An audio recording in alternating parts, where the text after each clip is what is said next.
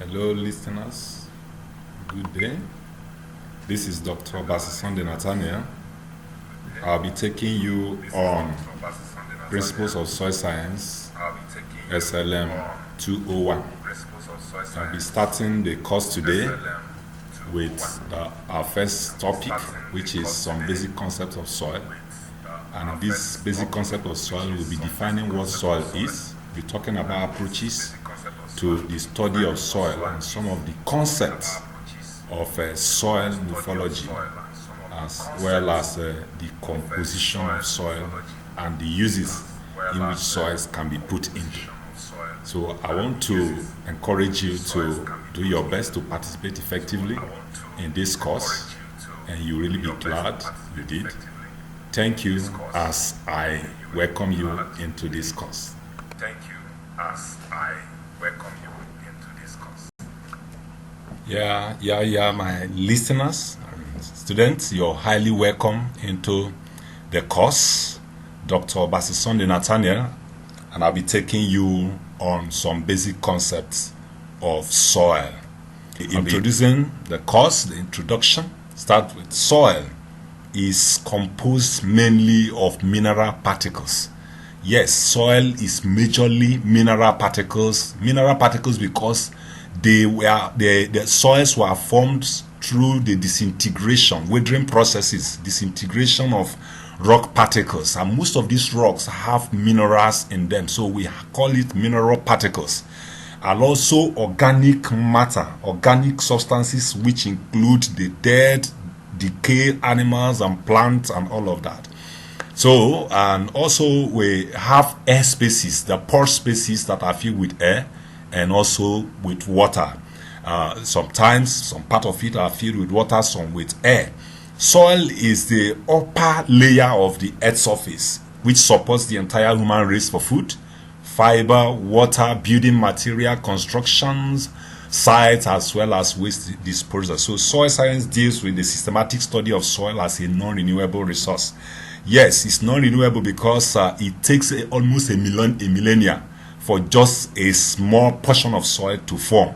So it is almost non-renewable. Generations will come and pass and soil has not formed. So when we are handling the soil, we have to be very careful because any portion of soil destroyed will take a very long time for it to be formed again.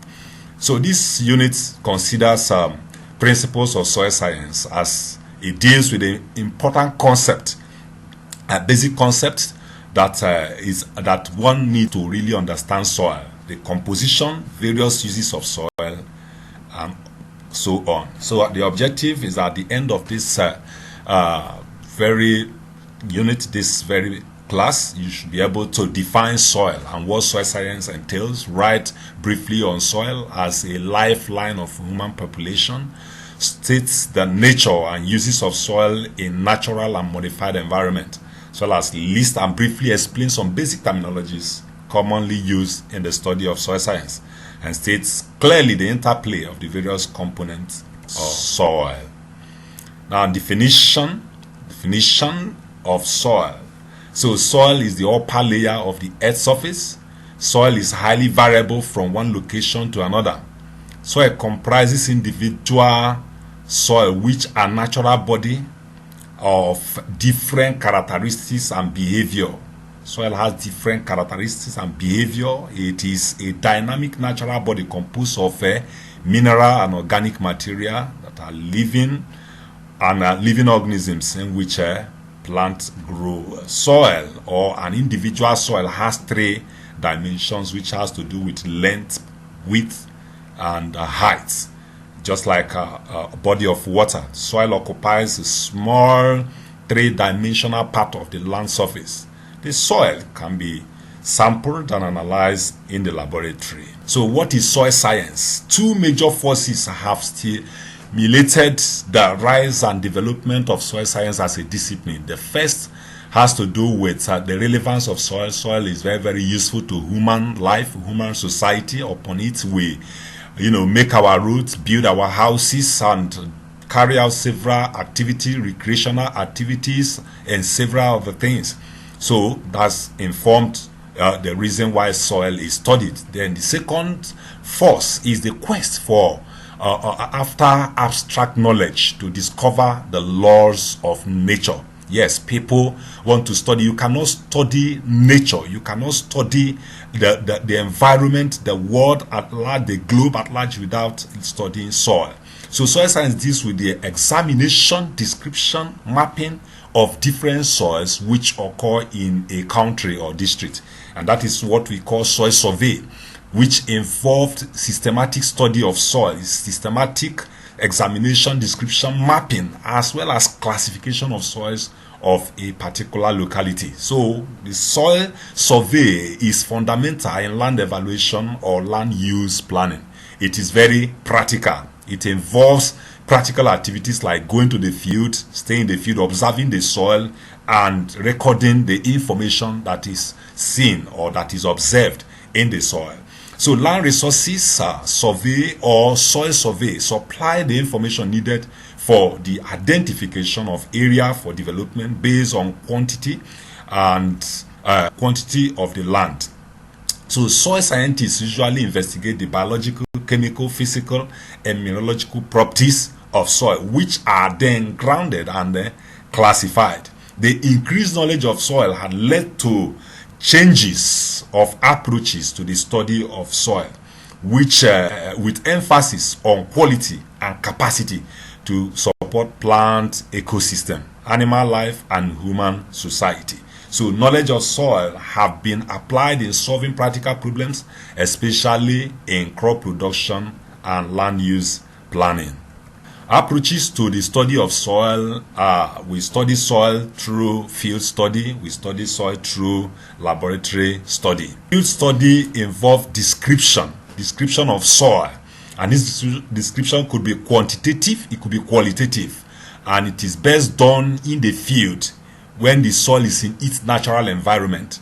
And laboratory analysis entails much disturbance of soil properties, so some of the properties are actually lost in the process of transferring soil from the field to the laboratory. So for instance, the moisture content of soil, the color may be lost in a situation where soil that has mottling, soil that have mottles, the soil, the moisture content, the color, and things like that, they may be lost in the process of transferring the soil to the field.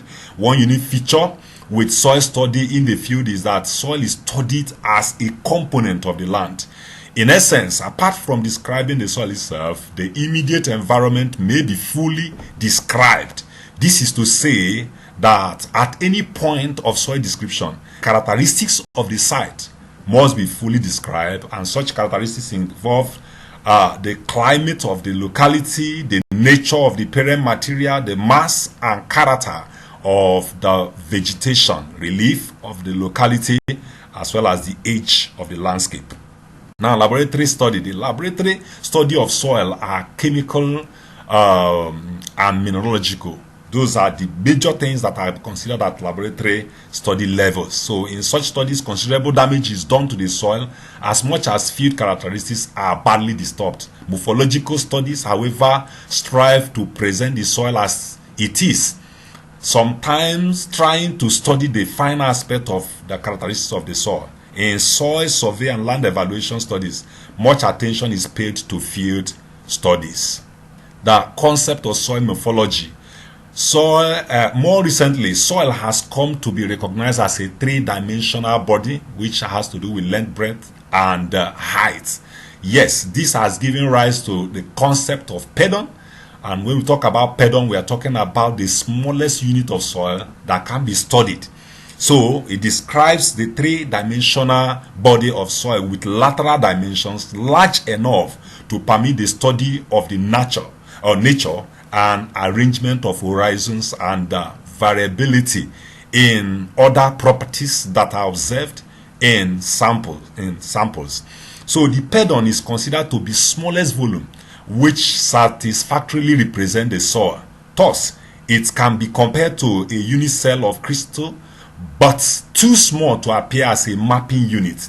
It is too small to be called a mapping unit. So in general, it is normally considered as a sampling unit. The area of the pedon ranges from 1 to 10 meters square, depending on the variability in the soil. Its lower limit is somewhat vague, so it is taken as the limit between soil and non-soil below. So the dimension, which is width, is large enough to represent the nature of any horizon. Now, composition of soil. Yes, soil comprises of a mixture of inorganic and organic component, minerals, air, water, and plant and animal materials. So minerals and organic particles generally compose roughly 50% of soil volume, as can be seen in the diagram in the pie chart here. You can see that the mineral and the organic components constitute about 50%, while the soil, the air and the water compose about 50% at their own varying proportions. So uses of soil. Human society enjoys and uses the plant that grow on the soil for supply of food and much of our fiber. Most of the clothing material, medicine, drugs, and animal needed for man's survival come from plant and soil organisms. So solid and good foundation material for building roads and houses for human habitation are also done on the soil. So the absorbing medium to domestic waste through septic sewage system and other waste from industrial, municipal, and animal sources. For making pots, soil are used for making pot jugs, plates, and other household usable structures. Growth medium for plant by supplying water, air, and mechanical support for plant roots, as well as heat to enhance chemical reactions. Major suppliers of plant nutrients are essential for plant growth. So they also serve as habitat for several living organisms, including microorganisms, reptiles, and even mammals. Yes, conclusion. Though the definition of soil depends on the uses or users, such as farmers, engineers, foresters, geologists, or environmentalists, soil universally could be defined as the unconsolidated thin and variable layer of the earth's surface that support land plants, serve as foundation for building, and site for waste disposals. So the systematic study of soil enables us to know the chemical, physical, biological properties of soil and the uses for which these soils could be put into. Class activities. Define these terms: soil science and soil morphology. What are the 5 main rules of soil in the ecosystem? Comment on the statement that soil is better studied in the field than in the laboratory. Thank you.